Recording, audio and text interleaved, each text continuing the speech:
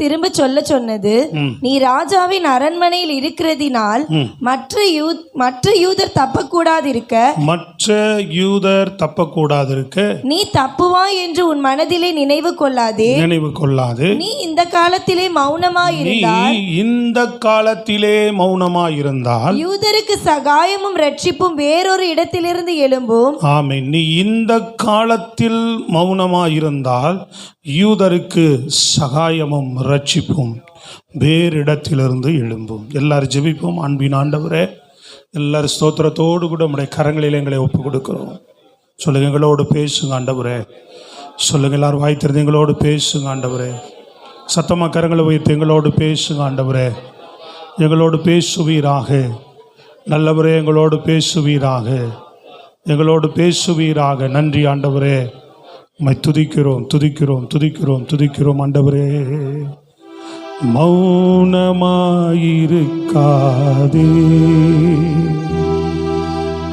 மௌனமாயிருக்காதே,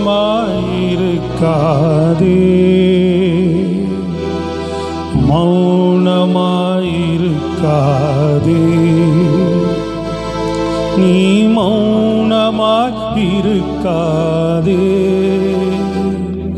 இது சிந்திக்கும் காலம், செயல்படும் நேரம், மௌனமாயிருக்காதே. இது சிந்திக்கும் காலம், செயல்படும் நேரம், மௌனமாயிருக்காதே. சொல்லுவோம், மௌனமாய். நீங்கள மேல உயர்த்தி ஆமென். மௌனமாயிருக்காதே,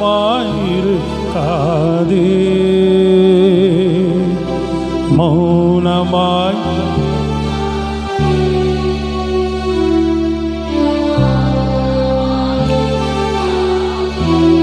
பகட்டு வாழ்வோம், பகட்டு வாழ்வோம், பரமனின் அன்போ இது உன்னை இழுக்கிறது.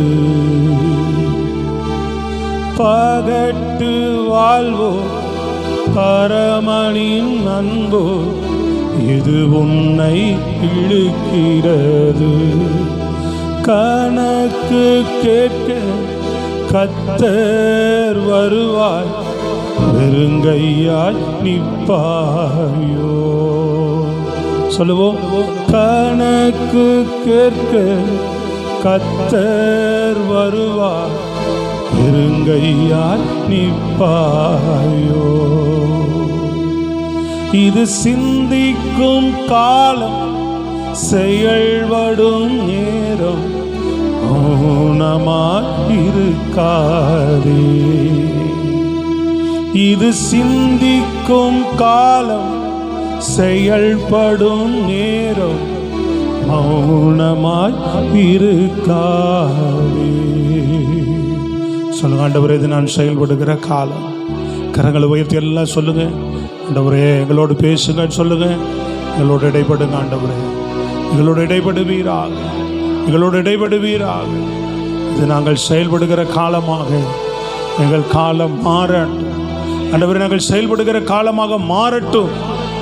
அர்ப்பணிக்கிறோம் அப்பா. சொல்லுங்க, அர்ப்பணிக்கிறோம் அப்பா. தொடர்ந்து பேசுங்க இயேசுவின் மூலம் நல்ல பிதாவே. பக்கத்தில் ஒருவர் முகத்தை ஒருவர் பார்த்து சொல்லுங்க, மௌனமாயிருக்காதே, இது செயல்படும் காலம். அல்லேலூயா. நீ எழும்பவில்லை என்றால் பக்கத்தில் கை கொடுத்து சொல்ல சொன்னேன், மௌனமாக இருக்காதே. நீ எழும்பவில்லை என்றால் தேவன் வேறு ஒருத்தரை எழுப்பி விடுவார். ஆமென். அல்லேலூயா. எஸ்தர் ராஜாத்திக்கு மொர்தெகாயின் மூலமாக சொல்லப்பட்ட வார்த்தை.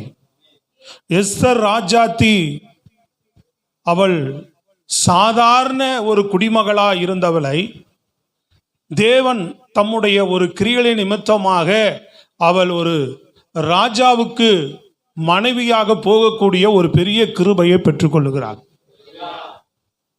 அங்கு அவள் போன இடத்திலே ஒரு யூத குலத்தை சேர்ந்தவள்.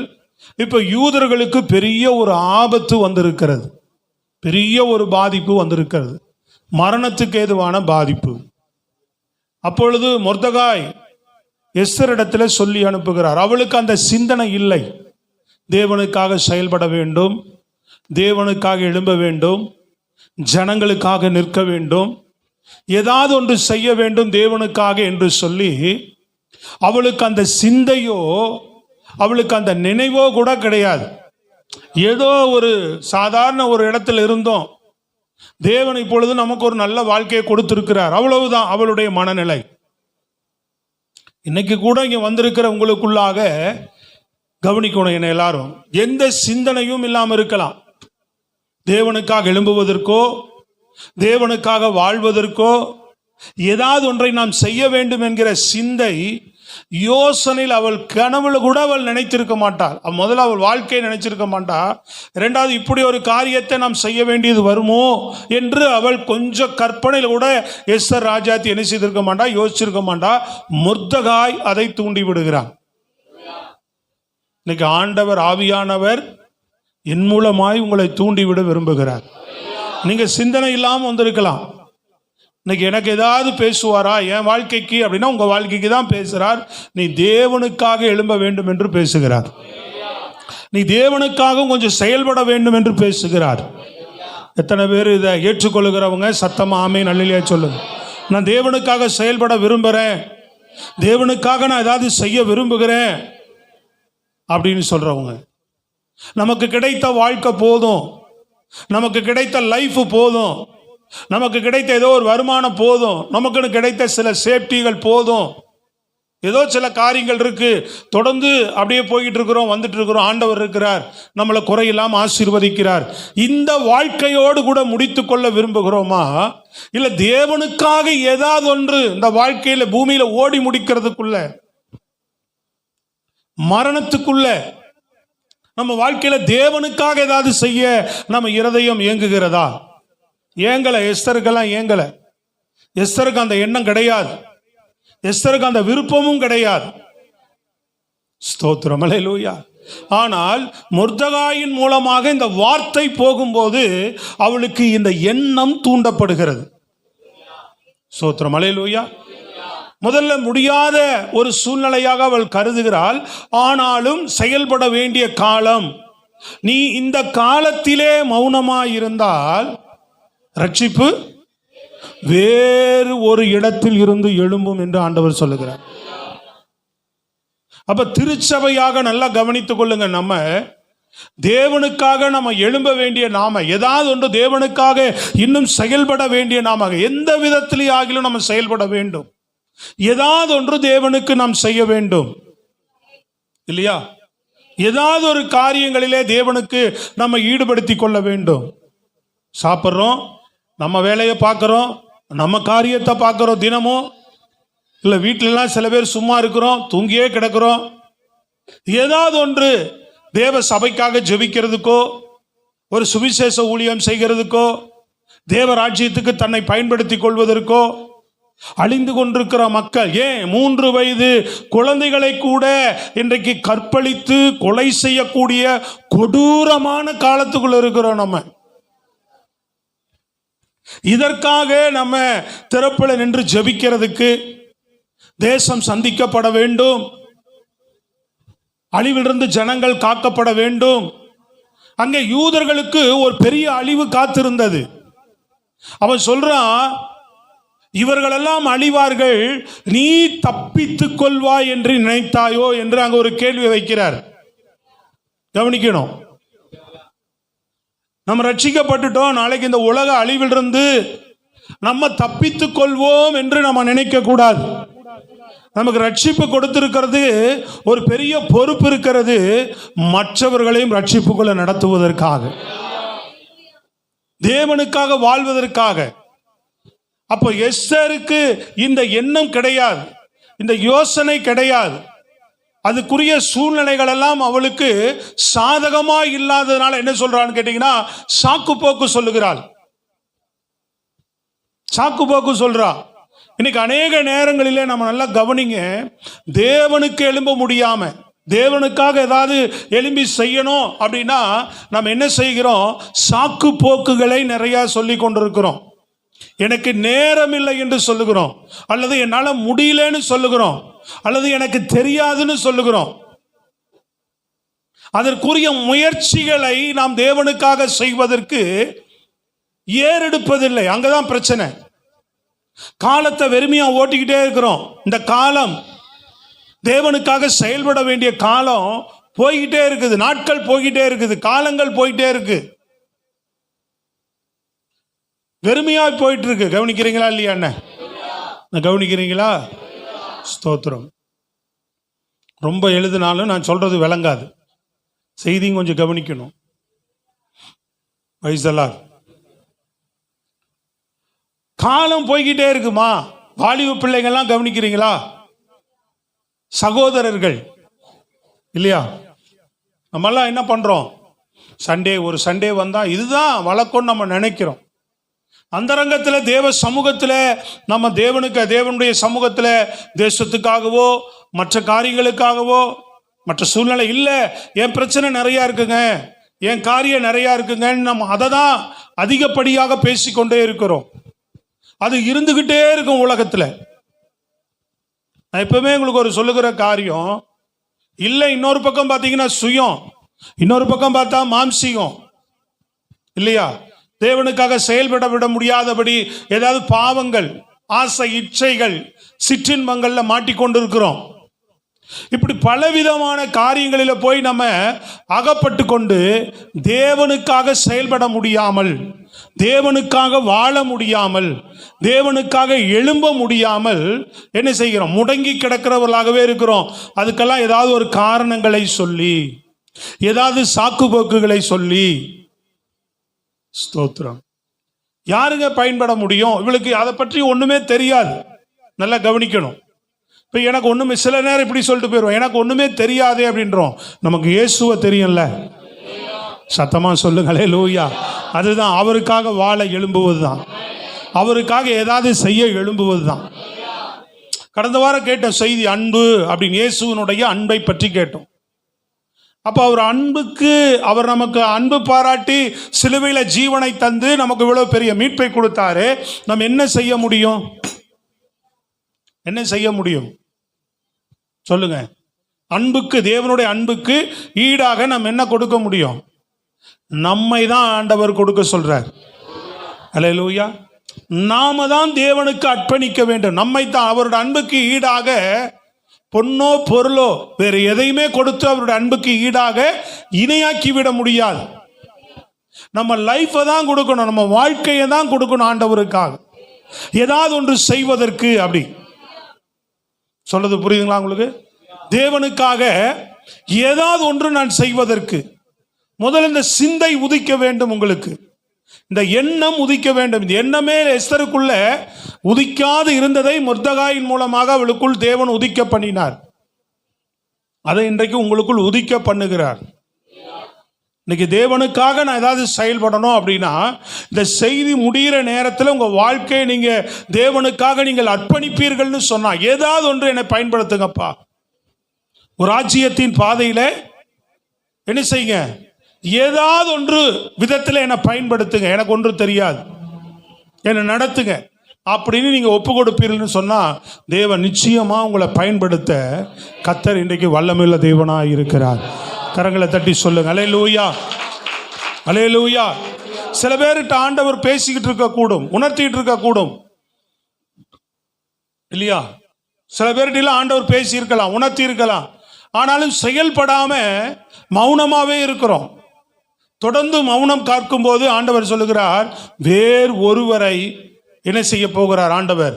நீ எழும்பாத பட்சத்திலே, நீ செயல்படாத பட்சத்திலே, நீ முன்வராத பட்சத்திலே, நீ தேவனுக்காக உன்னை அர்ப்பணிக்காத பட்சத்திலே, வேறு யாராவது ஒருவரை தேவன் பயன்படுத்துவதற்கு, தேவன் வேறு யாராவது ஒருவருக்கு கிருபை தருவதற்கு, தேவ ராஜ்யத்தின் அந்த பணி, அந்த தொண்டு செய்வதென்பது எவ்வளவு பெரிய பாக்கியம் என்பதை நீங்க என்ன செய்யணும்? முதல்ல அறிந்து கொள்ளணும். அதை ஸ்தோத்திரம் அல்லேலூயா. உலகத்திற்கு எந்தெந்த காரியத்துக்கெல்லாம் நம்மளுடைய நேரங்களை வீணாக்கி, காலங்களை வீணாக்கி கொண்டிருக்கிறோம், இந்த காலத்தில் அதன் நடுவில், அதன் மத்தியில் தேவனுக்காக சில காரியங்களை செய்வதற்கு, தேவனுக்காக சில விஷயங்களை நான் எந்த விதத்திலாகிலும் செய்வதற்கு என் வாழ்க்கையை நான் ஒப்புவிக்கிறேன் அப்படின்னு சொல்றவங்க பிரைஸ் தி லார்ட், அல்லேலூயா. முடிவின் செய்தியின் முடிவில் நீங்கள் உங்களை ஒப்பு கொடுக்கும் போது கர்த்தர் உங்களுக்கு கிருபை தந்து உங்களை பயன்படுத்த வல்லவராய் இருக்கிறார். இதுக்கு முதல்ல என்ன தேவை தெரியுங்களா? முதல்ல அவளுக்குள்ள அந்த ஆர்வம் இப்போ ஆர்வம் இல்லாதவளுக்கு, அந்த எண்ணமே இல்லாதவளுக்கு மொர்தெகாய் சொல்லும்போது, மொர்தெகாய் பேசும்போது அவளுக்கு முதல்ல தூண்டப்படுது. சரி ரைட் நான் போறேன் அப்படின்னு முடிவெடுக்கிறான். முடிவெடுத்தோன்னு பாருங்க, ஸ்ட்ரைட்டா நான் போறேன் ராஜாட்ட பேசிடுறேன் அப்படின்னு அவ சொல்லலை. புரியுதா உங்களுக்கு?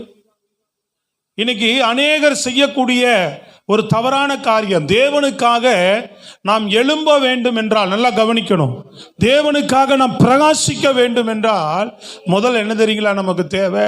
காத்திருப்பு தேவை. எங்க காத்திருக்கணும்? இப்படியே வருஷ கணக்கில் காத்திருந்தோம்ல, இந்த காத்திருப்பு இல்லை. ரட்சிக்கப்பட்டு 10 வருஷம் ஆகி, 15 வருஷம் ஆகி, இல்லையா 5 வருஷம் ஆயிருக்கலாம், 2 வருஷம் ஆயிருக்கலாம், 1 வருஷம் ஆயிருக்கலாம். ரட்சிக்கப்பட்ட உடனே தேவனுக்காக பயன்படுகிறவர்கள் எத்தனை பேர் இருக்கிறாங்க இல்லையா? ரட்சிக்கப்பட்டு தேவனால் சந்திக்கப்பட்ட உடனே தேவனுக்காக பயன்படுகிற பாத்திரங்கள்லாம் நிறைய இருக்கிறாங்க. தேவனுக்காக எழும்புகிற பிள்ளைகள் நிறைய இருக்கிறாங்க. அப்ப தேவனுக்காக எழும்பாம, தேவனுக்காக ஏதாவது ஒன்று செய்யாம, நம்ம இப்படி ஒரு காலத்தை போக்கிட்டு இருந்தோமே, காத்திருந்து அப்படி ஒரு ஆண்டவர் காத்திருப்பை பற்றி பேசல. ஜெபத்திலே காத்திருக்க வேண்டும். அவள் எடுத்த எடுப்புல நல்லா கவனிங்க. அவள் எடுத்தவுடன் என்ன செய்யல? எடுத்தவுடன் என்ன செய்யல? நல்லா சத்தமா சொல்லுங்க. என்ன செய்யல? உடனே போய் மொர்தெகாய் சொன்ன காரியத்துக்குள்ள போய் இறங்கிடல. சொல்றது விளங்குதாங்க? எடுத்த உடனே நான் தேவனுக்காக ஏதாவது செய்ய போறேன்னு உங்க மாம்ச அறிவிலையோ, அந்த உணர்ச்சி ஆண்டவர் பேசும்போது அந்த தூண்டுதல்லையோ போய் செய்யாதபடி அவ பாருங்க, அந்த தேவனுக்காக செய்வதற்கு தேவ சமூகத்தில் 3 நாள் காத்திருந்தாள். ஜெபம் என்ன செய்தா? 3 நாள். அப்ப தேவ சமூகத்தில் சில நாட்கள் நாம் இதற்காக, ஆண்டவரே என்னை பயன்படுத்துங்க. முதல்ல தேவனுக்காக எழும்புகிறவர்களுக்கு முதல் அடையாளம் என்ன தெரியுங்களா? முதல்ல என்ன தெரியுங்களா வரணும்? அவர்களுக்கு நான் ஜெபிக்க வேண்டும் என்கிற எண்ணம் உண்டாகும். யாரெல்லாம் கர்த்தருக்காக வாழணும் முடிவு பண்றாங்களோ, யாரெல்லாம் கர்த்தருக்காக எழும்பணும் தீர்மானிக்கிறார்களோ, அவர்களுக்கு முதல் எண்ணமே என்ன தெரியுங்களா வரும்? ஜெபத்துக்கு போவாங்க அவங்க. அந்த காலையில் சில பேர் எழுந்துட்டு ஒரு பாரம்பரியமாக ஒரு சின்ன ஜெபம் பண்ணிட்டு போறீங்கல்ல, அந்த ஜெபம் அல்ல. சில பேர் ஜெபமே பண்றது இல்லை இல்லையா? சில பேர் தேவனோடு உறவே கிடையாது. தினமும் தேவ சமூகத்திலே காத்திருந்து ஜெபிக்கிற அந்த ஜெப அனுபவம் கிடையாது. அந்த பின்னாடி சேர் தள்ளி போட்டுக்கலாமா? வெளியில தள்ளி போட்டீங்கன்னா நல்லா இருக்கும். பின்னாடி தான் முத்தம்மா பக்கத்துல நல்லா வெளியே தள்ளி போட்டுங்க. புரியுதுங்களா உங்களுக்கு? ஜெபமே இல்லை அநேகர். சரி, இன்னைக்கு ஆண்டவர் இடைப்படுகிறார், தேவனுக்காக நான் வாழ்றேன்னு ஜெபமே இல்லாம, தேவனோடு கூட உறவு இல்லாதவர்கள் போய் என்ன செய்ய முடியாது? தேவனுக்காக நாம் எதையுமே செய்ய முடியாது. சொல்றது விளங்குதாங்க? இதெல்லாம் யாருக்கு விளங்குன்னு கேட்டீங்கன்னா, இந்த செய்தி ஊழியம் செய்யக்கூடிய அளவுக்கு ஒரு மனநிலையில் இருக்கிறாங்க பார்த்தீங்களா? அல்லது ஊழியர்கள் மத்தியில பேசக்கூடிய ஒரு வார்த்தை இது. ஆனா இந்த செய்தியை ஆண்டவர் கொடுக்க சொல்லுகிறார். அப்போ எனக்கு காலையில வரும்போது நானும் கேள்வி எனக்குள்ள எழும்பிட்டே இருந்துச்சு, இது ஊழியர்கள் மத்தியில கொடுக்குற செய்தி மாதிரி இருக்கு அப்படின்னு. ஆனா எழும்பிட்டே இருக்கும்போது தான் ஆண்டவர் ஆவியில ஒரு ஆவியானவர் காலையில இங்க கடைசியா உள்ள வரும்போது ஒரு உணர்வு எனக்குள்ள கொடுத்தாரு. எஸ்தர் ஊழியக்காரி இல்லை, ஒண்ணுமே தெரியாதவர், எந்த உணர்வுமே இல்லாதவர், அதை பற்றி சிந்தனையே இல்லாதவள், அதை பற்றி நினைவே அவள் இல்லாதவள் அவள். ஆனா மொர்தெகாயுடைய வார்த்தையை கேட்டு அவள் எழும்பி பிரகாசிக்க ஆரம்பிச்சுட்டா. அது மாதிரி பேர் நினைவில்லாம உள்ள வந்திருக்கலாம். அந்த யோசனையே தேவனுக்காக பயன்படணுமா, நான் ஏதாவது செய்யணுமான ஒரு நினைவோ ஒரு யோசனையோ உங்களுக்குள்ள இல்லாம இருக்கலாம். இந்த வார்த்தை எப்படி மொர்தெகாய்க்கு மூலமாக எஸ்தர் வாழ்வில கிரியை செய்ததோ, அப்படி இந்த நாளில உங்க வாழ்க்கையில கிரியை செய்யும் என்று ஆவியான உணர்த்தி இருக்கிறார். அநேகரை தேவன் தட்டி எழுப்புவார் என்று நான் விசுவாசிக்கிறேன். கையை தட்டி எல்லாரும் உற்சாகமா தேவனை மகிமைப்படுத்துவோம். தேவனுக்காக வாழ்வதற்கு, தேவனுக்காக ஏதாவது ஒரு விதத்தில் நம்ம செயல்படுவதற்கு, நம்ம வேலைகளை செய்து கொண்டே பண்ணலாம். நம்ம குடும்ப வாழ்க்கைகளை கவனித்து கொண்டே தேவனுக்காக ஏதாவது விதத்தில் எந்த ஒரு சின்ன காரியமாவது என் தேவனுக்கு இந்த பூமியில செய்து விட்டு போக வேண்டும் என்கிற எண்ணம் யாருக்கு இருக்கு? அல்லேலூயா. இது என்ன தெரியுங்களா? அவளுடைய இந்த எண்ணம், அவள் எழும்பும் போது அவன் சொன்னதை தான், உன்னையும் காப்பாற்றி கொள்ள முடியும், இந்த ஜனங்களையும் காப்பாற்றி கொள்ள முடியும். அவளுக்கு இதன் மூலமாக மேன்மையும் வந்தது. அதை விட இன்னும் மேன்மை வர ஆரம்பித்தது அவள் வாழ்க்கையில். அவள் ஒருவேளை எழும்பாம இருந்தா அவளுக்கே நஷ்டம்தான் அது. ரெண்டாவது, தன்னுடைய குலங்களுக்கெல்லாம் நஷ்டம், தன் ஜனங்களுக்கு நஷ்டமாயிருக்கும். மூன்றாவது, அவளுக்கு கிடைக்க வேண்டிய இன்னும் ஒரு பெரிய உயர்வு. இன்னைக்கு நீங்களும் நானும் பேசிட்டு இருக்கிறோம்ல எஸ்தரை பத்தி, அந்த பாயிண்டே இல்லாம போயிட்டு இருக்கோம். இத்தனை ஆண்டுகளாக பேசிட்டு இருக்கிற எஸ்தரை பற்றி எத்தனை பேர் எஸ்தர் எஸ்தர்னு பேர் வச்சுக்கிறாங்க பாருங்க. ஹலோ, விளங்குதாங்க? எஸ்தர்னா சகோதரிகளுக்கு மாத்திரம் இல்லை, எல்லாருக்கும் பொருந்தின செய்தி இது. புரிஞ்சுக்கிறீங்களா? அம்மா தூக்கம் வருதா? கையை உயர்த்தி சொல்லுமா. எழும்புன்னு சொல்லும்போது நான் தூங்குறேன்னு சொன்னா இப்படி இருக்கும் பாருங்க. பின்னாடி நல்லா கையை உயர்த்தி சத்தமே இவ்வளவுதான் அல்லேலூயா. தேவனுக்கு ஜீவனை கொடுத்தவருக்கு ஜீவனை கொடுத்து ஒரு அல்லேலூயா சொல்லுங்க பாப்பா. வெள்ளமா நல்லா கையை உயர்த்தி. ஆமென். கர்த்தர் நல்லவர். அல்லேலூயா. ஆமா, கவனிங்க. அப்போ ஆண்டவருடைய அந்த அந்த காரியம், அந்த தாட்டே இல்லாதவளுக்குள்ள தேவன் எழுப்பி இந்த காரியத்தை செய்தார். இன்னைக்கு உங்களுக்குள்ள அந்த சிந்தனை இல்லாம இருக்கலாம், அந்த யோசனை கிடையாது. ஏன்னா நம்ம வேற லைன்ல எல்லாரும் போய்கிட்டு இருக்கிறோம் இல்லையா? எங்களுக்கு எந்த நேரம் நாங்க விசுவாசியா இருக்கும் போதெல்லாம் இந்த எண்ணங்கள் இருந்ததுனாலதான் எழும்பினோம். சோத்திரம். அப்போ இருந்தே ஆண்டவர் இந்த காரியங்கள் எங்களுக்கெல்லாம் தூண்டினதுனாலதான் எழும்பி உருவாக்கிட்டு ஏதாவது இன்னும் செய்யணும்னு அர்ப்பணிச்சுக்கிட்டு வந்துட்டே இருக்கிறோம். சொல்றது விளங்குதாங்க? எத்தனையோ விசுவாசிகள் தேவனுக்காக பயன்படுறாங்க, ஏதோ ஒரு விதத்தில் தேவராட்சிக்கு உபயோகம் உள்ளவர்களாக இருக்கிறாங்க. ஸ்தோத்திரம். அல்லேலூயா. அப்ப நான் எங்க விதத்துல உபயோகப்பட போறேன்? எந்த விதத்துல நான் தேவனுக்கு பயன்பட போறேன்? ஏதாவது ஒரு நல்ல தீர்மானங்களை எடுத்து தேவ ராஜ்யத்துக்குன்னு சொல்லி நான் ஏதாவது விதத்துல நான் பயன்படணும். ஆண்டவரே, சில காரியங்களை ஒதுக்கணும், சில விஷயங்களை நான் செய்யணும், சில காரியங்களை நான் அர்ப்பணிக்கணும் அப்படின்னா அதுக்கு நல்லா கவனிங்க. அதுக்கு முதல் தேவை என்ன தெரியுங்களா? ஜெபம்தான் தேவை. தேவன் இந்த நாளில் உங்களோடு கூட இடைப்படுவாரானால், உங்களோடு கூட பேசுவாரானால், நான் சொல்லுகிற காரியம் அதுதான். நீ தேவ சமூகத்தில் போய் என்ன செய்யணும்? தனித்து கொஞ்சம் ஜெபம் பண்ண ஆரம்பிக்கணும். என்னை பயன்படுத்துங்க ஆண்டவரே, என்னை பயன்படுத்துங்க ஆண்டவரே, உங்கள் ராஜ்யத்துக்காக என்னை பயன்படுத்துங்க. ஒரு அல்லேலூயா வரல, ஆமேன்னு வரல, கேட்டுட்டு அப்படியே போயிடுவியா? செய்தி உணர்த்தப்படுதா? இங்கே வேலை செஞ்சுட்டு இப்படியே போயிட்டு இருக்கக்கூடாது. இன்னும் நான் என்ன பயன்படுறோம், சரியா பயன்படணும். ஆண்டவரே, நான் உங்கள் ராஜ்யத்துக்கு இன்னும் யூஸ்ஃபுல்லா மாறணும் இல்லையா? தேவ ராஜ்யத்துக்கு நான் ஏதாவது விதத்தில் இன்னும் நல்ல பயனுள்ள பாத்திரமா கடைசி வரைக்கும் இருக்க எனக்கு கிருபை தாங்க. என் வாழ்க்கையை, அதாவது எல்லாத்தையும் விட்டுட்டு தான் போறா. தேவ சமூகத்தில் முதல்ல தன்னை தாழ்த்துறா பாருங்க. சாகடிக்கணும். சூழ்நிலைகள், சந்தர்ப்பங்கள், சுற்றி இருக்கிற எல்லா விஷயங்களையும் உலகம் இழுக்குது. சிற்றின்பம் இருக்கு, வசதி வாய்ப்பு, தனக்கு ஒரு பேக்ரவுண்டு கட்டமைப்பு இருக்கு.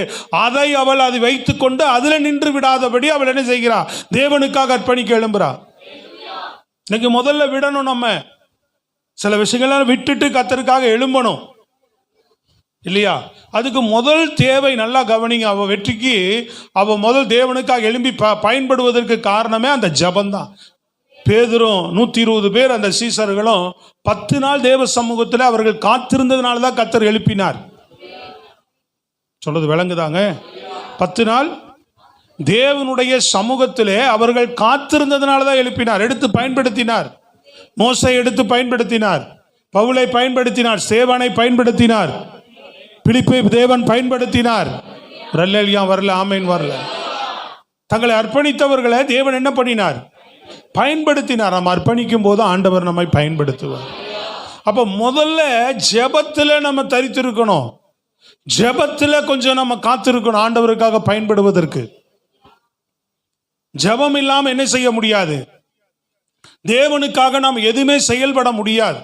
ஜெபத்தில் போய் தரித்திருக்கும் போதுதான் தேவன் நம்மோடு கூட இடைபடுவார். உங்களை அவர் வழி நடத்த முடியும். நான் தான் சொல்லுகிறேனே, பாரம்பரியமாக நீங்கள் செய்கிற ஒரு வழக்கமான ஒரு ஜெபமோ அல்லது ஜெபமே இல்லாத வாழ்க்கை அல்ல. தனித்து இரவுலையோ அல்லது ஒரு எந்தெந்த விஷயத்துக்கெல்லாம் லீவ் போடுறோம் இல்லையா? ஒரு கல்யாணம்னா லீவ் போடுறோம், உடம்பு சரியில்லைன்னா லீவ் போட்டுருவோம். நம்முடைய தேவைக்கு அநேக காரியங்களுக்கு நம்ம பணி தலங்களுக்கு லீவு போட்டுருவோம், எது வேணாலும் செய்வோம். ஆனால் யாருக்கு மட்டும் ஆண்டவருக்கு டைமே கொடுக்க மாட்டோம் இல்லையா? ஒரு நாளாவது நம்ம என்ன பண்ணலாம்? அட்லீஸ்ட் கர்த்தர் சமூகத்தில் முதல் தீர்மானம் எடுத்து ஒரு நாளாவது லீவு போட்டு கர்த்தருடைய பாதத்தில் முழுவதும் நீங்கள் ஜெபத்தில் தரித்திருக்கிறவர்களா இருந்தா இல்லையா? அப்புறம் அந்த சமயம் கிடைக்கும் போது, நேரம் கிடைக்கும் போது தேவ சமூகத்தில் நீங்கள் ஜெபிக்க உங்களை தாழ்த்தும் போது, ஜெபம் எவ்வளோ பெரிய மாற்றங்களை கொண்டு வரும் தெரியுங்களா? தானியேலுடைய ஜெபம் அவனை மனுஷனுடைய, சத்துருடைய, சிங்கத்தினுடைய வாய்க்கு அவனை தப்புவித்து காப்பாற்றக்கூடியதாக இருந்தது. பவுலும் சீலாவுனுடைய ஜெபம் அவர்கள் சிறையிருப்பை மாற்றக்கூடியதாக இருந்தது. மோசேயினுடைய ஜெபம் கீழே நின்று கொண்டிருந்த யுத்தத்தில் அமலேக்கர் மூலமாய் அழிக்கப்பட வேண்டிய மக்களுக்கு மத்தியில் ஒரு பெரிய வெற்றியை கொண்டு வருகிறதா இருந்தது. ஜெபம் நம்மை வெற்றியை கொண்டு வரும். ஜெபம் நம்ம சிறையிருப்பை மாற்றும். ஜெபம் நம்மை தப்புவிக்கும். ஜெபம் நம் குறைகளை நிறைவாக்கும். அன்னாளுடைய ஜெபம் குறைகளை நிறைவாக்கியது. உன் வாழ்க்கையில எல்லாவித கிரிகளையும் செய்யக்கூடியது ஜெபம். சத்தமா ஒரு அல்லேலூயா ஆமென் சொல்லுங்க. கரங்களை உயர்த்தி நல்ல முழு பலத்தோடு. அப்ப ஜெபம் இல்லாத வாழ்க்கை ஜெயம் இல்லாத வாழ்க்கை என்று சொல்லப்பட்டிருக்கிறது. தாவீது ஜெபத்தினாலே இழந்து போனதையெல்லாம் மீட்டு கொண்டவர். தேவனுடைய பரிபூர்ண சித்தத்தை செய்து முடித்தவர். அப்ப நீங்க ஜெபத்துல தரித்திருக்கும் போதுதான் வெற்றி கிடைக்கும், சிறையிருப்பு மாறும் இல்லையா? இந்த நான் சொல்றது உங்களுடைய வாழ்க்கைக்கு முதல்ல இதெல்லாம் வந்தாதானே நீங்க தேவனுக்காக பயன்பட முடியும். வாழ்க்கை சத்தமே வரமாட்டேங்க. நீ ஜெபத்துல உட்கார்ந்தா முதல்ல கத்தர் நீ போற இடத்துல உன்னை தப்புவிப்பார். தேவனுக்காக பயன்படும் போது கத்தர் உன்னை தப்புவிக்கிறவராயிருப்பார். உன் சிறையிருப்பை மாற்றுகிறவராயிருப்பார். உனக்கு வெற்றியை கொடுக்கிறவராயிருப்பார். உனக்கு விரோதமாக எந்த ஆயுதம் எழும்பினாலும் அதை உன்னை சேதப்படுத்தாதபடி உனக்கு வெற்றியை கொடுப்பார் இல்லையா? அப்ப ஜெபத்தின் மூலமாக நீ என்ன செய்கிற ஆளா இருக்கணும். கவனிக்கிறீங்களா? அங்க கவனிக்கிறீங்களா தம்பி? எல்லாரும் இங்க கவனிக்கிறீங்களான்னு? ஜெபத்தின் மூலமாக உங்க வாழ்க்கையில ஒரு ஜெயத்தை நீங்க பெறணும். இழந்ததை திரும்ப தருவா. தேவ சித்தம் அதுல தான் செய்ய முடியும். ஸ்தோத்திரம். அப்ப ஜெபத்துல நீங்க தரித்திருந்தாதான், ஜெபத்துல அதிகமா உங்கள் நேரங்களை செலவழித்தாதான், ஜெபத்துல அதிகமா நீங்க உட்கார்ந்து இருந்தாதான் தேவனுக்காக ஏதாவது செய்ய வேண்டும் என்கிற எண்ணத்தை, அந்த தூண்டுதல், அந்த செயல்பாடு தானா வர ஆரம்பிக்கும். தேவனோடு உறவில்லை, ஜெபம் இல்லைன்னா இந்த ஆர்வம் நிச்சயமா வராது. ஸ்தோத்திரம். அல்லேலூயா. அன்பு கூர்ந்து போகணும். தேவனிடத்துல போகும்போது அன்பு கூர்ந்து போகணும் இல்லையா? தேவன்கிட்ட போகும்போது எப்படி போகணும்? அன்பு கூர்ந்து நம்ம போகணும். அங்கே போகும்போது எப்போ பார்த்தாலும் நம்ம தேவைக்காக, நம்ம பிரச்சனைக்காக, நம்ம கண்ணீருக்காக இதே தான் போகிறோம். ஒரு நாளாவது போய் தேவனை அன்பு கூர்ந்து ஆராதித்து பாடி துதித்து தேவ சமூகத்தில் ஜெபிக்கிற பிள்ளைகளாக இருக்க வேண்டும். அது மாத்திரமல்ல, ஒரு விசுவாசியும் சொல்லணும், ஆண்டவரே நான் பயன்படுத்துங்க. ஆண்டவரே உன் ஜெபத்தில் என்ன செய்யணும்? என்ன ஆய் திறந்து பின்னாடி வரைக்கும் சொல்லுங்க. என்ன செய்யுங்க? என்னை பயன்படுத்துங்கப்பா. என் இருதயம் இயங்குது, ஏதாவது உங்களுக்கு செய்யணும். என்னை பயன்படுத்துங்க ஆண்டவரே, என்னை பயன்படுத்துங்க ஆண்டவரேன்னு சொன்னா ஏன் உங்களை பயன்படுத்த மாட்டார்? தானா உங்க பக்கத்து வீட்டில் அக்கா வரும், உன் ஜெபத்தை கேட்டு ஆண்டவரே செய்வார், உன்னை பயன்படுத்துவார். மா எனக்கு ஒரு பிரச்சனை இருக்குது, எனக்காக ஜெபம் பண்ணுமான்ட்டு தானா வரும். நீ சத்தியத்தை சொல்லுவ, தானா என்ன பண்ணுவாது? தேவ சமூகத்துக்கு வரும், ரட்சிக்கப்படும். நரகத்துக்கு போக வேண்டிய ஆத்துமா உன்னுடைய ஜபத்தினாலே, உன்னுடைய சுவிசேஷத்தினாலே பரலோக ராஜ்யத்துக்கு சொந்தமா மாறுது அந்த ஆத்துமா இல்லையா? ஸ்தோத்திரம். ஜபத்தில் இப்படி தேவனுக்காக ஏதாவது செய்யும் போதே முதல் நம்ம ஜீவியத்தை காத்துக்கொள்ளுகிறோம். தேவனுக்காக செய்யும் போது என்ன ஆயிடுனா, நம்ம ஜீவியத்தை பரிசுத்தமா வச்சுக்கணும், விசுவாசமா இருக்கணும், உண்மையா இருக்கணுன்ற எண்ணம் தானா வர ஆரம்பிச்சிடும். ஏன்னா தேவனுக்காக ஏதாவது செய்யணும் உண்மையா நினைச்சு செய்யறவங்க அப்படிதான் செய்வாங்க, மாய்மாலம் பண்ண மாட்டாங்க. வாழ்க்கை ஒன்று, ஊழியம் ஒன்று இருந்தால் ஆண்டவர் இன்னும் செய்ய முடியாதுல்ல. சொல்றது விளங்குதா இல்லையா நான் சொல்றது? அப்போ அவள் முதல் பாருங்க, எடுத்த எடுப்புலையே அவள் என்ன செய்யல, உடனே எழுந்து உடனே வேகமா ஓடிரல. என்ன செய்யறாவோ, ஆண்டவரும் சொன்னாரு 12 சீசர்களையும் உடனே நீ போயிட்டு என்ன பண்ணுங்க, சுவிசேஷம் சொல்ல போங்க. இல்லை, நீங்க போய் காத்துருங்க அப்படின்னு சொன்னார். அவர்கள் 10 நாள் ஜெபத்தில் காத்திருந்தார்கள். அப்ப நீ ஜெபத்தில் காத்திருக்க ஜெபத்தில் நீ அர்ப்பணிக்க தேவன் உன்னை சரியான பாதையிலே வழிநடத்த ஆரம்பிப்பார். சரியான பாதையில உன்னை கொண்டு போக ஆரம்பிப்பார். ஜெபந்தான் கவனிங்க. என்ன இரண்டாவது காரியம்? முதல் அவள் செய்தது ஜெபம்.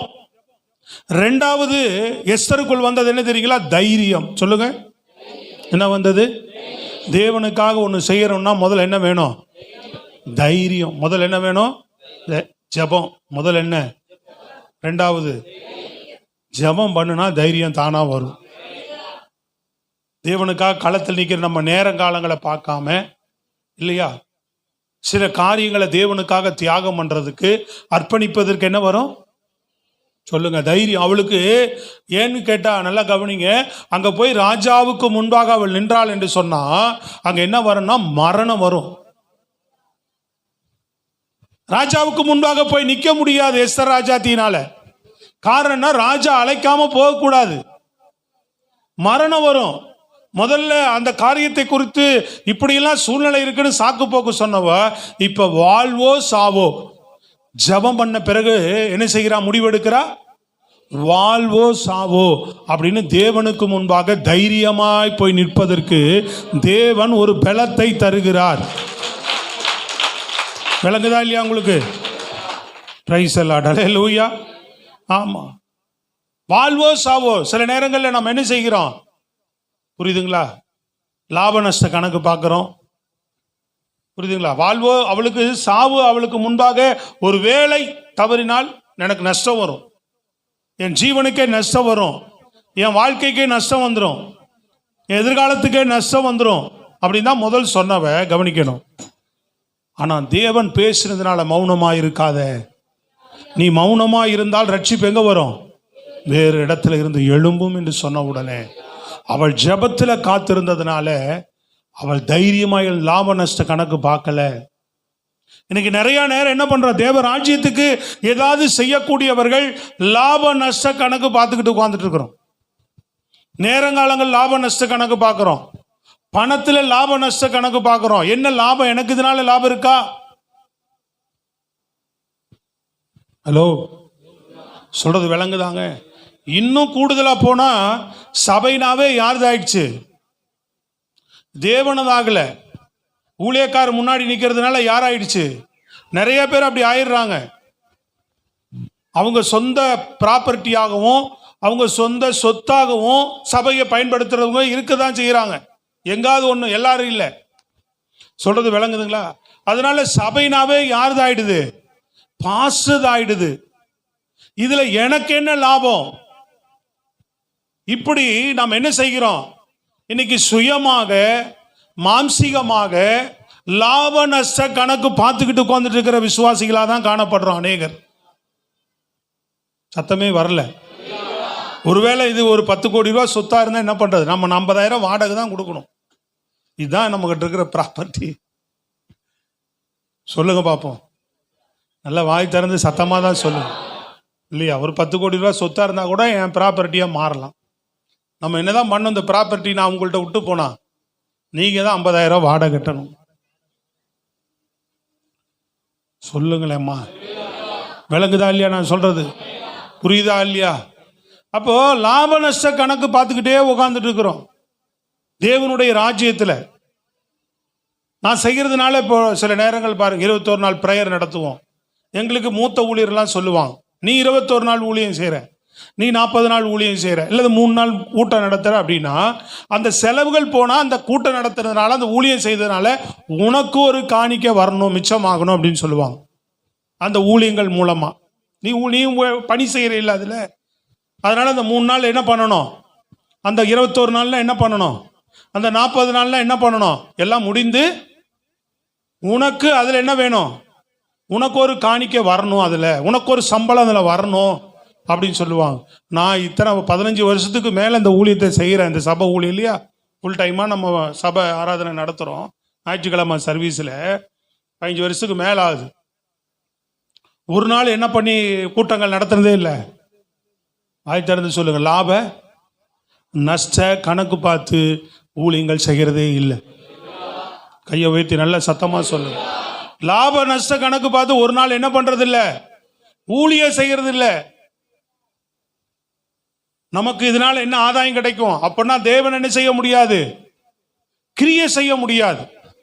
நம்ம தேவனுக்காக நீங்க லாப நஷ்ட கணக்கு பார்க்காம உங்க நேரங்களையோ உங்கள் காலங்களையோ உங்கள் காணிக்கைகளையோ நீங்க அர்ப்பணிக்கும் போது கர்த்தர் கணக்கு பார்க்காமல் நம்மை ஆசீர்வதிக்க, நம்மை பிளஸ் பண்ண தேவன் வல்லமையுள்ளவராய் இருக்கிறார் இல்லையா. அதுக்கு என்ன வேணுமா, ஒரு தைரியம் அவளுக்குள் உண்டாகிறது. என்ன வருது அவளுக்குள்ள, தைரியம். தைரியமா போய் நிக்கிறா. இப்போ போய் நின்னதுனால என்னாச்சு, அவளுக்கு மரணம் வந்துச்சுங்களா? வாசிங்க பார்ப்போம். எஸ்தர்ல அந்த 5ஆம் அதிகாரத்துல 2-3 வசனங்களை வாசிங்க.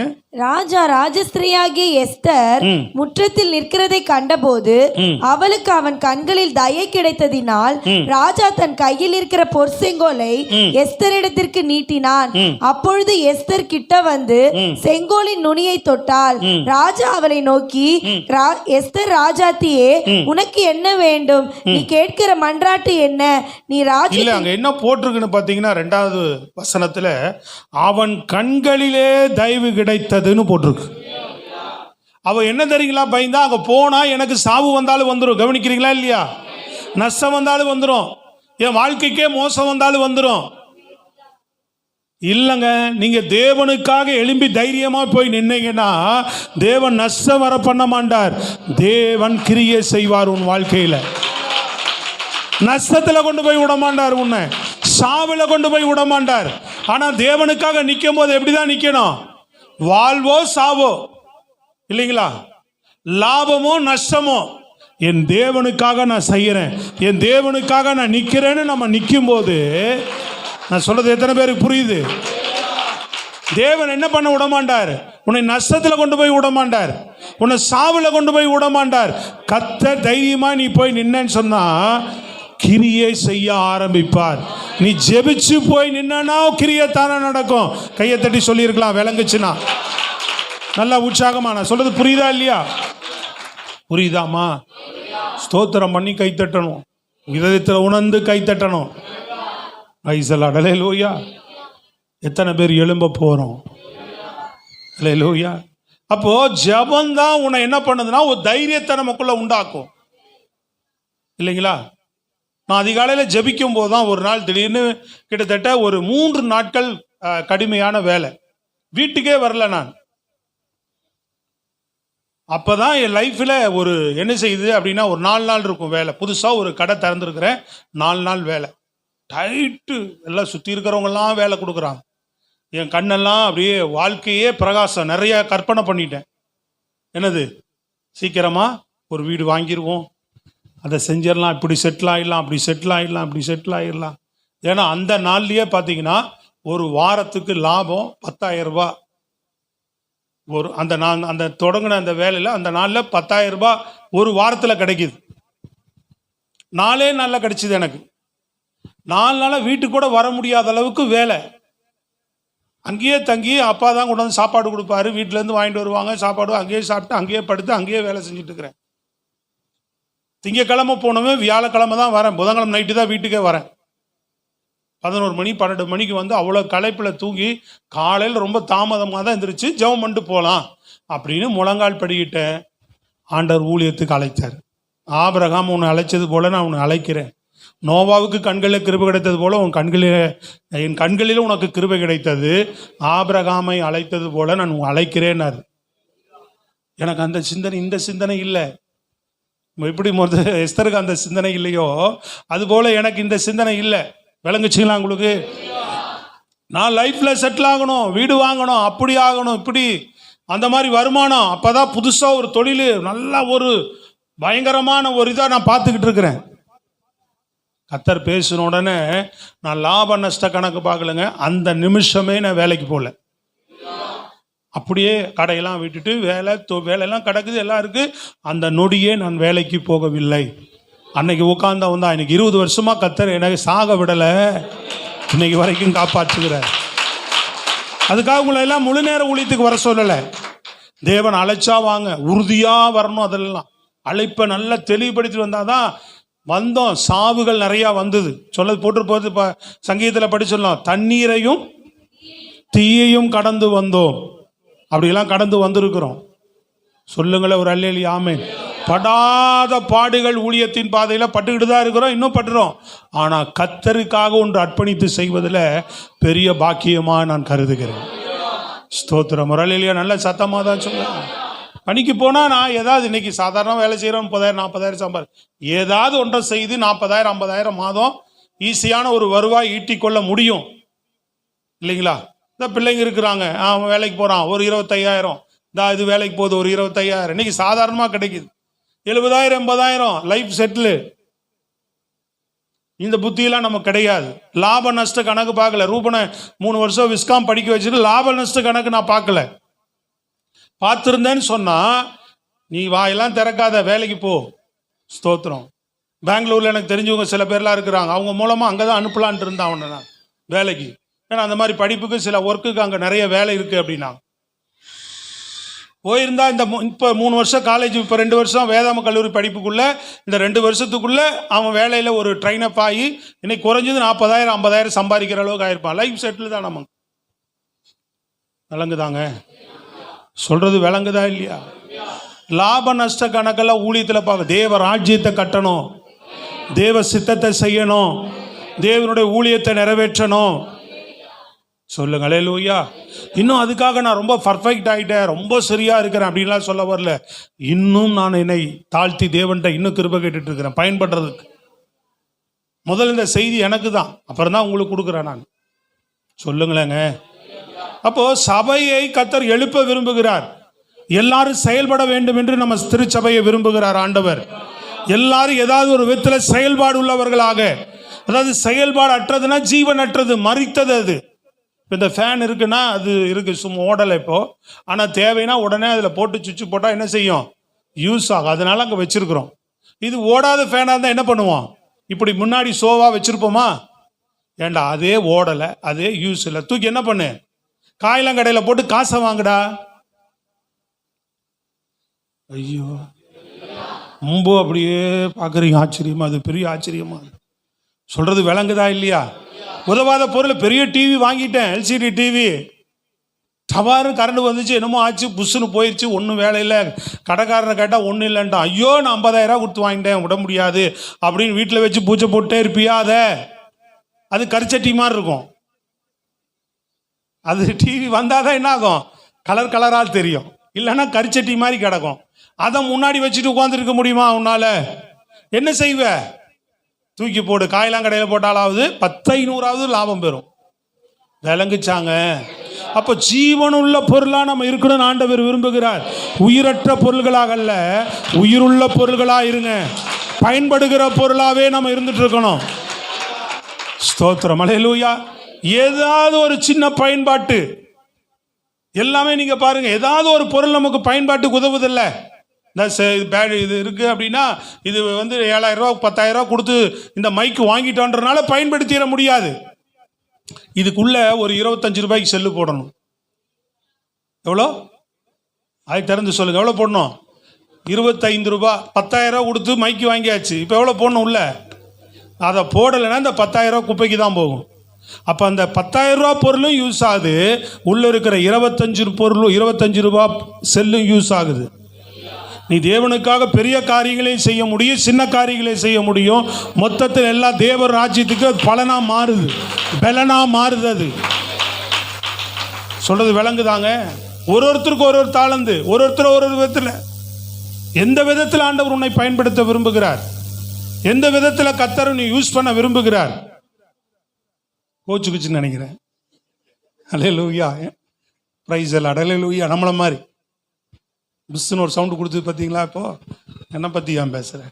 நான் பாட்டுக்கு பேசாமல் இருக்கிறேன், பேசிட்டு போ, அப்படி தூக்கி போட்டு பேசாமல் இருந்துக்கும். என்னையெல்லாம் ஏன் வம்புக்கு இழுக்கிறாங்க இது? அது ஸ்தோத்திரம். சில பேர் நம்ம அப்படிதான் இருப்போம். என்னையெல்லாம் வம்புக்கு இழுப்பா, நான் சர்ச்சுக்கு வருவேன், உட்காரவும் போயிடுவேன். ஸ்தோத்திரம். என்னையெல்லாம் வம்புக்கு இழுக்கக்கூடாது. என்னெல்லாம் ஊழியம் செய்யுங்க, அது செய்யுங்க, இது செய்யுங்கன்ட்டு சொல்லக்கூடாது. அல்லேலூயா சொல்லுங்க பார்ப்போம்.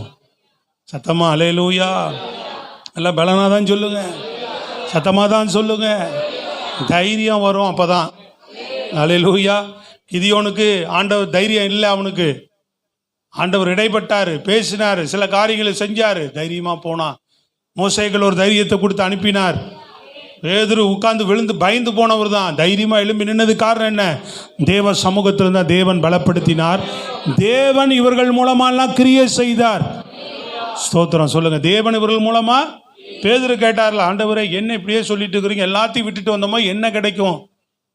இம்மையில 100 மடங்கு, மறுமையில உனக்கு நித்திய ஜீவன். என்ன மொத்தமா எதை இழந்து வந்தாயோ. அதனால தேவன்கிட்ட ஒரு காரியத்தை அர்ப்பணிப்பதனால நம்ம நஷ்டம் அடைவதே இல்லை. நம்ம வாழ்க்கைக்கு ஏதாவது பாதிப்பு வந்துடும். நம்ம வயலை நம்ம குடும்பம் பார்க்க முடியாது, அதை பார்க்க முடியாதோ, இதை எதோ சிந்திக்கிறோம் நம்ம இன்னைக்கு. இல்ல, நீ தேவனுக்காக அர்ப்பணித்தா இன்னும் நீ நிறைய தயவுகளை பெறுவ நீ தேவனிடத்துல. சத்தமா சொல்லுங்க அல்லேலூயா. இன்னும் நிறைய நன்மைகளை பெறுவாய். நீ எவ்வளவு பிஸியான ஷெட்யூல்டு கூட இரு, என்னென்ன வேலையில் இரு, என்னென்ன காரியத்தில் இரு, ஆண்டவர் இன்னைக்கு சொல்லுகிறார், ஏதோ ஒன்று தீர்மானம் பண்ணு தேவனுக்காக செயல்படுவதற்கு. என் பங்கு என்ன, நான் என்ன செய்யணும்னு கேளு. தேவன் உனக்குள்ள என்ன உணர்த்துறாரோ அதை தேவனுக்காக செய்ய தீர்மானம் பண்ணி இன்னைக்கு ஏதாவது ஒன்று நான் ஒரு நேரத்தை ஒதுக்கி செய்யணும். எனக்கு கிடைக்கிற வாய்ப்பை நான் பயன்படுத்தி தேவனுக்கு பயன்படணும் அப்படின்னு இன்னைக்கு எத்தனை பேர் தீர்மானம் எடுக்க விரும்புறீங்க? ஸ்தோத்திரம் அல்லேலூயா. மறுபடியும் எனக்கு தெரியல அப்படின்னு இன்னைக்கு ஆண்டவர் இவ்வளோ இடைப்பட்டு பேசி விட்டேனா, அப்புறம் நீ வேடிக்கை பார்த்துட்டே இருக்கணும். இன்னொரு யாராவது வந்து கர்த்தருடைய பணியை வேலையை செய்து கொண்டே இருப்பார்கள். ஸ்தோத்திரம் அல்லேலூயா. ஆமாம், அவங்கெல்லாம் செய்வாங்க, அவங்களுக்கு தான் தெரியும், அவங்களுக்கு தான் வரும் அப்படின்னு இல்லை. கர்த்தர் உன்னையும் பயன்படுத்த விரும்புகிறார். அந்த சிந்தனையே இல்லாத உன்னை, அந்த எண்ணமே இல்லாத உன்னை ஆண்டவர் சொல்லுகிறார், எல்லாரும் உயிருள்ளவர்களாக இருக்கணும், எல்லாரும் ஜீவன் உள்ளவர்களாக இருக்கணும். திருச்சபை முழுவதும் செயல்பாடு உள்ள சபையாக காணப்படணும். 50 மணி நேரம் ஜபம் இருக்கு, 12 மணி நேரம் ஜபம் இருக்கு, தினமும் எழுப்புதல் ஜபம் இருக்கு இல்லையா? டெய்லி சுவிசேஷ டாக்ஸ் கிடக்குது. ஒரு 10 டாக்ஸை வாங்கி வச்சுட்டு டெய்லி ஒரு 2 பேருக்கு யாராவது வெளியில போய் இயேசு உங்களை நேசிக்கிறான்னு சொல்லி கொடுக்க எவ்வளவு நேரம் ஆயிட போகுது இல்லையா? இப்ப நீ இறங்கி போகும்போது கூட கொடுத்துட்டு போயிடலாம் இல்லையா? ஒரு 2 டாக்ஸ் எடுத்து என்ன பண்ணலாம்? இயேசு உங்களை நேசிக்கிறார் அப்படின்னு ஒரு 2 டாக்ஸை கொடுத்துட்டு போயிடலாம். ஸ்தோத்திரம். சொல்லுங்களேங்க. ஏதாவது ஒரு நேரத்தை ஒரு ஆண்டவர் 15 நிமிஷம் என் சாப்பாட்டு டைம்ல சாப்பாட்டுக்கு முன்னாடி ஒரு 15 நிமிஷம் எந்த இடத்துல இருந்தாலும் சரி, நான் உக்காந்து வாயை திறந்து சத்தம் போட்டு அல்லேலியா சொல்லி முட்டி போட்டு முக்காடு போட்டு பைபிளை வச்சு பாட்டு புக்கை வச்சு தண்ணி கேன் வச்சு இதெல்லாம் தேவையில்லை. ஒரு 15 நிமிஷம் ஆண்டவரை நான் எந்த இடத்துலயாவது உட்காந்து ஒரு கண்ணை மூடிட்டு சும்மா அப்படியே உட்காந்த மெனிக்கா, என் தேசம் அழிந்து கொண்டிருக்கு, பாவங்கள் பெருத்து போய் கிடக்க, ஆண்டவரே என் தேசம் ரட்சிக்கப்படணும். எல்லாரும் இப்படி போயிட்டு இருக்கிறவங்க, நடந்துட்டு இருக்கிறவங்க எல்லாரையும் பார்த்து ஒரு அப்படியே இருதயத்தில் சோத்திரம் பண்ணி டைமை பார்த்துக்கிட்டே ஜனங்க ரட்சிக்கப்படணும். ஒரு தியாகம் தானுங்க அது. கையை வைத்து சொல்லுங்களேன். ஏங்க முடியாதுன்றீங்க? ஏன் முடியாது? அல்லது இரவுல நான் போய் படுக்கைக்கு போவதற்கு முன்பு சாப்பிட்டு படுக்கிறதுக்கு முன்னாடி ஒரு 15 நிமிஷமாவது இல்லையா திருச்சபைக்காக, என் சபையில் இன்னும் நல்ல சொந்த இடம் வேணும் ஆண்டவரே, இப்படி இவ்வளோ ஆயிரங்கள் வாடகை போகுது, சொல்லுங்க அல்லேலூயா, ஒரு சொந்த இடத்த கொடுங்கன்னு நான் ஒரு 15, இது தேவராஜ்யத்துக்கு பயனுள்ள ஜபம் தானே இல்லையா? நீ பண்ற ஜபத்தை ஆண்டவர் பல வருஷமா நீ இப்படியே உட்காந்து பல நாளாக ஜபிச்சுட்டு இருந்தீங்கன்னா கர்த்தர் ஜபத்தை கேட்பார், வாசலை திறப்பார், வழி திறப்பார். அநேகர் வந்து பணம் கொடுப்பாங்க. பெரிய, நான் தான் சொன்னேன், கோடிக்கணக்கில் போட்டு வாங்குவோம், பெரிய பெரிய விஷயங்களெல்லாம் நடக்கும்.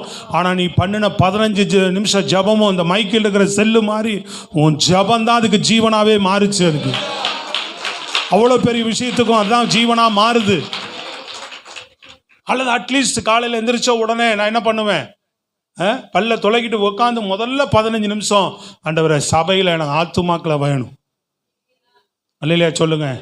வார வாரம் எங்க சபையில் ஆத்துமாக்களை கொடுத்து எதாவது ஒண்ணு சொல்லுங்க, எதாவது ஒரு காரியம் திருச்சபையோடு இணைந்து தேவராஜ்யத்துக்கு நீ எந்தெந்த விதத்துல பயன்பட முடியும்? போற வழியில வர வழியில டிராக்ஸ் கொடு. என்ன செய்ய முடியும் உன்னால? ஆண்டவருக்கு மௌனமா இருக்காதேன்றாரு. ஜீவனற்றவர்களா இருக்காதீங்க, ஏதாவது ஒன்று செயல்பாட்டிலேயே இருங்க அப்படின்றார் ஆண்டவர். உன்னை ஏதாவது ஒரு செயல்பாட்டுக்குள்ள தேவனுக்காக செயல்படுவதற்குள்ள உன்னை இணைத்துக்கொள். இதனால நீ காப்பாற்றப்படுவ, உன்னால பலர் காப்பாற்றப்படுவாங்க, இன்னும் கூடுதலாக உனக்கு ஒரு மேன்மையும் கிடைக்கும் என்று கர்த்தர் சொல்லுகிறார். உன் பேர் பேசப்படும். கரங்களை தட்டி நல்ல ஜீவனோடு விளங்குதா? ஆமா. இன்னைக்கு தீர்மானம் எடுக்கிறீங்களா? அதுக்கு மூன்றாவது என்ன தெரியுங்களா வேணும்? முதல்ல என்ன? ஜெபம். ஜெபம் பண்ணும்போது என்ன கிடைக்கும்? ஜெபத்துல தான் இதெல்லாம் கிடைக்கும். தைரியம் கிடைச்சது. ரெண்டாவது, ஜெபத்தினால் என்ன வந்துச்சு? தைரியம். ரெண்டாவது என்ன தெரியுங்களா கிடைக்கும்? ஞானம். என்ன கிடைக்கும்? ஞானம் கிடைக்கும். Praise the Lord. அல்லேலூயா. நல்லா கவனி. என்னடா ஞானத்தை வச்சு என்ன செய்ய? எஸ்தர் என்ன பண்ணா? ஞானத்தை எப்படி அழகா யூஸ் பண்ணா தெரியுங்களா? அதான் நான் முதலே சொல்றேன், எடுத்த உடனே அவள் என்ன செய்தரல, உடனே போயிடல, ஜெபத்துல இருந்தா.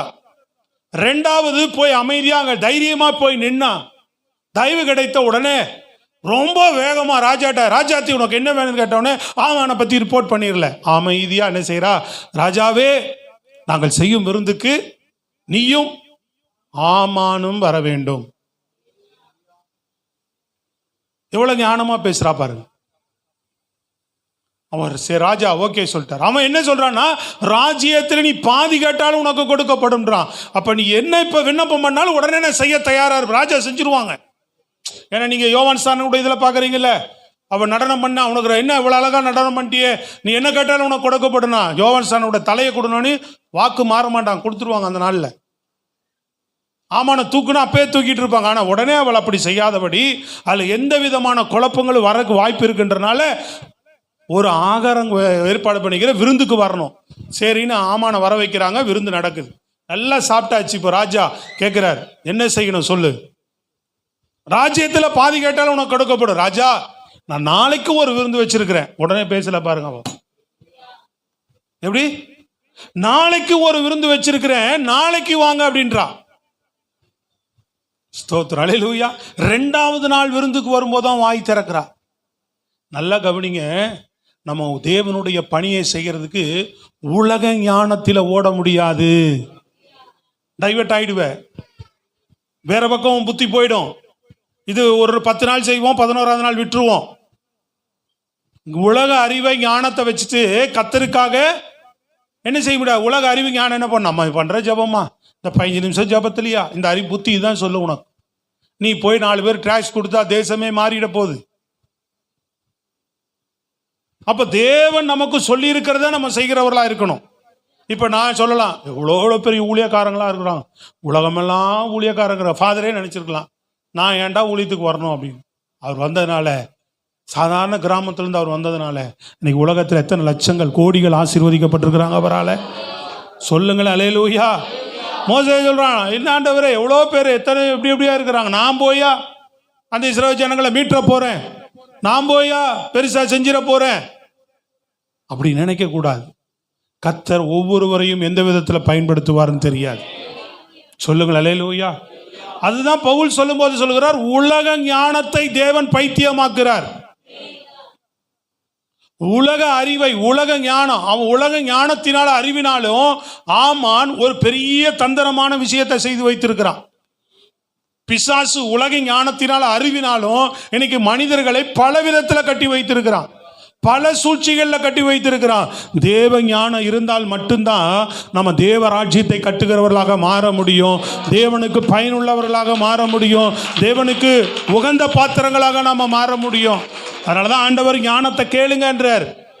தன்னால் தெரிந்து கொள்ளப்பட்ட சின்னவனோ பெரியவனோ தன்னுடைய ஆலயத்தில் செய்யக்கூடிய சாதாரண ஒரு பாத்திர வேலை செய்வதா இருந்தாலும் அவனுக்கு ஞானத்தின் ஆவியை கொடுத்து தான் ஆண்டவர் செய்ய வைத்தார்னு போட்டிருக்கு. ஊழியம் செய்யறவனுக்கு அதே ஞானத்தின் ஆவிதான், ஆசாரிய ஊழியனுக்கு அதே ஞானத்தின் ஆவிதான், சாதாரண ஒரு பணிவிட வேலை செய்யறவனுக்கு ஞானத்தின் ஆவிதான்.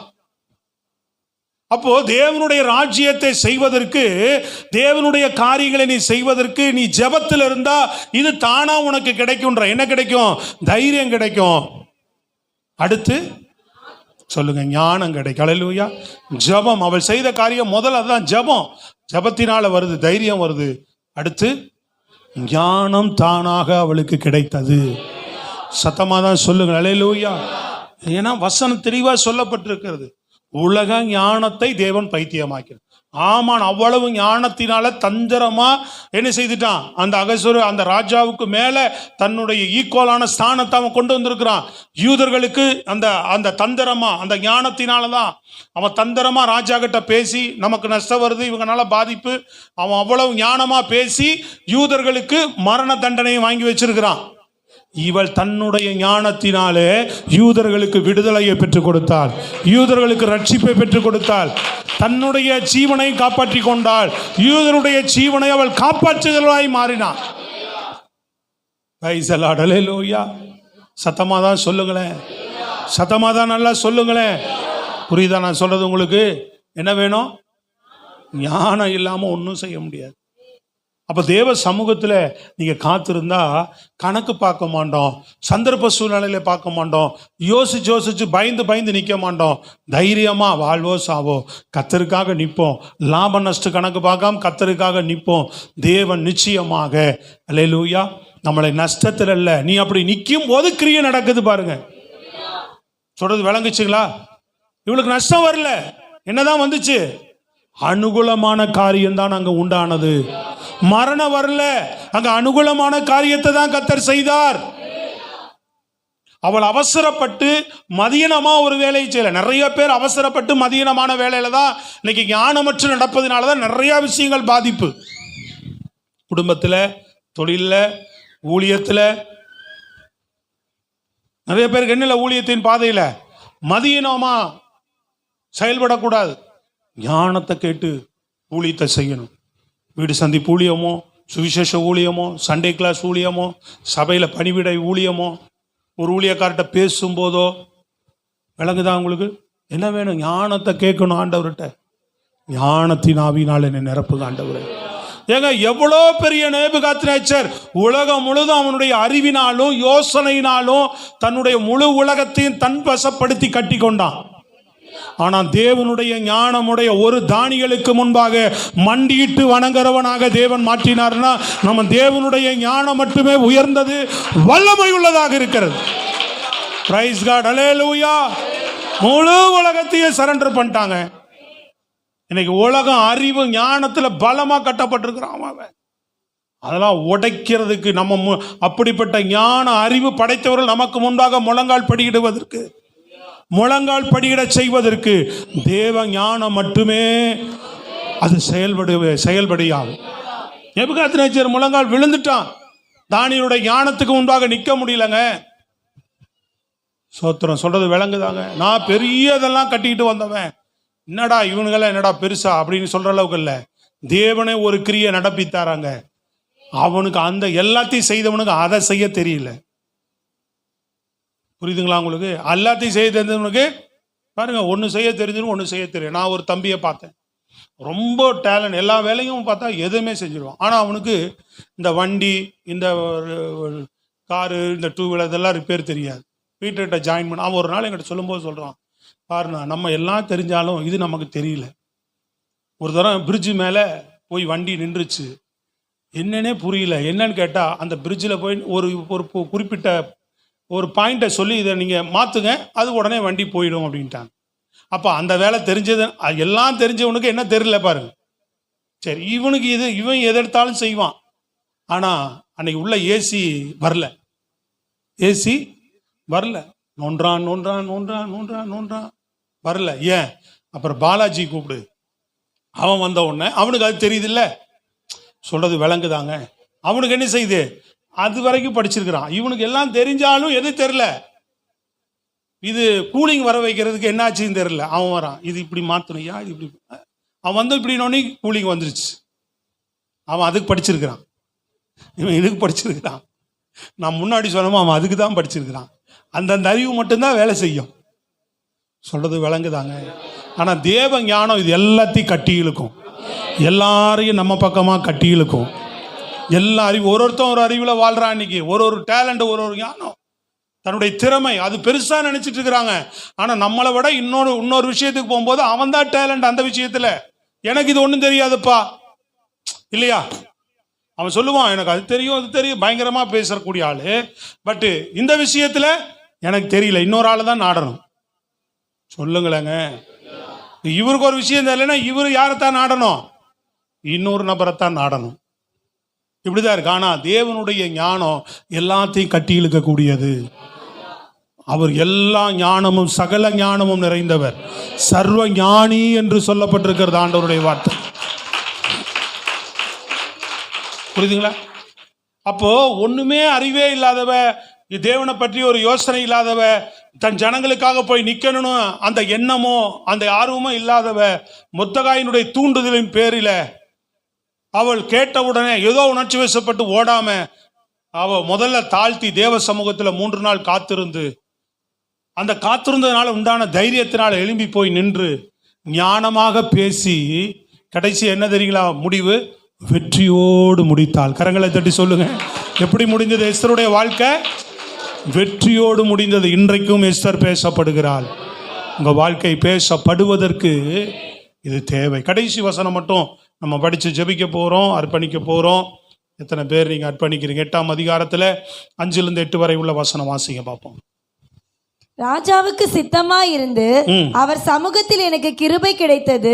ராஜ சமூகத்தில் நான் சொல்லும் வார்த்தை சரி என்று காணப்பட்டு அவருடைய கண்களுக்கு நான் பிரியமாயிருந்தால் ராஜாவின் நாடுகளில் எல்லாம் இருக்கிற யூதரை அழிக்க வேண்டும் என்ற ஆமெதாத்தாவின் குமாரனாகிய ஆமான் எனும் ஆகாகியின் தீவினையாய் எழுதின கட்டளைகள் செல்லாமற் போக பண்ணும்படி எழுதி அனுப்பப்பட வேண்டும். என் ஜனத்தின் மேல் வரும் பொல்லாப்பை நான் எப்படி பார்க்க கூடும்? என் குலத்துக்கு வரும் அழிவை நான் எப்படி சகிக்க கூடும் என்றால், அப்பொழுது அகாஸ்வேரு ராஜா ராஜாத்தியாகிய எஸ்தரையும் யூதனாகிய மொர்தெகாயையும் நோக்கி, இதோ ஆமானின் வீட்டை எஸ்தருக்கு கொடுத்தேன். அவன் யூதன் மேல் தன் கையை போட எத்தனித்தபடியால் அவனை மரத்திலே தூக்கி போட்டார்கள். இப்பொழுது உங்களுக்கு இஷ்டமானபடி நீங்கள் ராஜாவின் நாமத்தினால் யூதருக்காக எழுதி ராஜாவின் மோதிரத்தினால் முத்திரை போடுங்கள். ராஜாவின் பெயரால் எழுதப்பட்டு ராஜாவின் மோதிரத்தினால் முத்திரை போடப்பட்டதை செல்லாமற் போக பண்ண ஒருவராலும் கூடாது என்றார். சொல்லுங்க, யூதருக்கெல்லாம் மரண தண்டனை நியமிச்சு வச்சிருந்தானே, அந்த நாளில் என் ஜனத்துக்கெல்லாம் ஒரு விடுதலை நாளாக மாறணும்னு சொல்லி நீ எல்லா நாடுகளுக்கும் அறிவிக்கணும் அப்படின்றான். ரைட், நீ சொன்னதெல்லாம் கேட்டேன். ஆமானையும் மொத்தகாய்க்கு வச்சிருக்கிற தூக்கு மரத்தில் தூக்கி போட்டாச்சு, அவங்க குடும்பத்தையும் தூக்கி போட்டாச்சு. இப்போ என்ன வேணும்? யூதர்களுக்கு விடுதலை வேணுமா? இந்தா என் மோதிரம். அல்லேலூயா சொல்லுங்க பார்ப்போம். மோதிரத்தில் எழுதி சீல் வச்சு அனுப்பு, நாடெல்லாம் அனுப்பு, யூதர்களுக்கு விடுதலை கூற சொல்லு. ராஜாவினுடைய மோதிரத்தினால முத்திரை மோதிரம் வச்சதை அந்த சட்டத்தை யாராலும் மாற்ற முடியாது. வெற்றி. அவ என்ன நோக்கத்தோடு எழும்பி போனாலோ அந்த நோக்கம் நிறைவேறி விட்டது. யூதர்களுக்கு வெளிச்சம், களிப்பு, மகிழ்ச்சியும் உண்டானது. ஒரு கரங்களை தட்டி அல்லேலூயா. ஒரு சாதாரண பெண்மணி, அந்த யோசனை இல்லாதவள், அந்த எண்ணம் இல்லாதவள், அந்த அந்த அந்த ஒரு அதுக்குள்ள போறதுக்கே பயந்தவ. ஆனாலும் அவள் தேவனுக்காக ஒரு தீர்மானம், அந்த வார்த்தையை கேட்டு உணர்ந்து தீர்மானித்து முடிவெடுத்ததுனால, எழும்பினதுனால, ஸ்தோத்திரம் அல்லேலூயா, எழும்பினதால். எதுக்கு எழும்பினாள்? ஜெபத்துக்கு எழும்பினாள். தைரியமா போய் நின்றா. ஞானத்தை கர்த்தர் கொடுத்திருந்தார். பார்த்தீங்களா? நீ போய் நிற்கும் போது ஞானத்தினால் ஆண்டவர் சொன்னார், நீ என்ன பேசணும் பேசக்கூடாதுன்னு. அந்த நேரத்தில் ஆவியானவர் உனக்கு பேசுவார்னார். உனக்கு ஞானத்தை கர்த்தர் தருவார். என்ன செய்யணும், எப்படி நடக்கணும், எப்படி பண்ணணும், ஒரு காரியங்களையும் உன் வாழ்க்கையில் பெரிய ஒரு ஆசீர்வாதத்தை நீங்கள் பார்க்க முடியும். உங்கள் வாழ்க்கையில் தருத்திரம், வறுமை, போராட்டம், பிரச்சனை எல்லாம் மாறும். முதல்ல உன் வாழ்க்கைக்கு ஒரு பெரிய பிளஸ்ஸிங்காகவே இது மாறும். நான் சொல்கிறேன், நீ இன்னைக்கு இருக்கிற கடன் பிரச்சனை இருக்குது நினைக்காத, வேலை வருமானத்தில் குறைவு நினைக்காத, பொருளாதாரத்தில் உயர்வில்லை நினைக்காத, எல்லாத்தையும் சிலுவையில் வச்சுட்டு அதெல்லாம் யோசிக்காம நீ தேவனுக்காக ஏதாவது ஒன்று செய்யறதுக்கு தீர்மானம் பண்ணு. கர்த்தர் இன்றைக்கு சொல்லுகிறார், அல்லேலூயா. உன் வாழ்க்கையில் பிரச்சனைகள், சிறையிருப்பு, ஜெபிக்க ஜெபிக்க உன் சிறையிருப்பு மாறும். உன்னை காப்பாற்றுவார், உன்னை தப்பிவிப்பார், உன்னை பயன்படுத்தவும் செய்வார் ஆண்டவர். நீ தேவராஜ்யத்துக்கு பயன்படுவ. உன் தேவைக்காக ஜெபிக்காது, உன் சூழ்நிலையை விட்டு ஜெபம் பண்ணி, காலையில் ஜெபம் பண்ணிக்க. ஆனால் தனியாக தேவனுக்காக ஏதாவது செய்ய தீர்மானம் பண்ணு. அல்லேலூயா. சபையில் வந்தாவது கேளுங்க, சாவிதாரம் தாராளமாக பிரைஸ் தி லார்ட். எந்த நேரத்துலையாவது நான் வாரத்தில் ஒரு நாள் இல்லை டெய்லி நான் சொல்கிறேன் பாருங்க, 15 நிமிஷம் அல்லது சுவிசேஷ ஊழி யாராவது நான் அறிமுகமானவங்களுக்கு வாரத்தில் ஒரு 10 ட்ராக்ஸாவது என்னை யாராவது ஒருவரை பார்த்து, அறிமுகமானவங்கள யாரை பார்த்தும் கொடுக்கலாம். இயேசு உங்களை நேசிக்கிறாருன்னு கொடுத்துட்டு போக போக உன்னை பேச வைப்பார். அவங்கள்ட்ட ஏதாவது ஒன்று தேவனுக்காக செய்ய ஆரம்பி. சின்ன சின்ன விஷயங்கள் தான் பெரிய பெரிய காரியங்களையும் ஆண்டவர் செய்வதற்கு ஏதுவாக மாறும். சபையோடு ஒன்று ஐக்கியப்படுத்திக்கோ. சபை கூடிகளில் உங்களை இணைத்து கொள்ளுங்க. தேவனுக்காக எழும்புங்க, ஜபத்தில் எழும்புங்க, அர்ப்பணிங்க. உண்மையா கர்த்தர் நிச்சயம் உன் வாழ்க்கையில் பெரிய மாற்றங்களை தருவார். எத்தனை பேர் அர்ப்பணிக்க விரும்புறீங்க? எழும்பி நிற்போமா? எல்லாருமே எழும்பி நிற்போம். ஓ மௌனமாயிருக்காதே.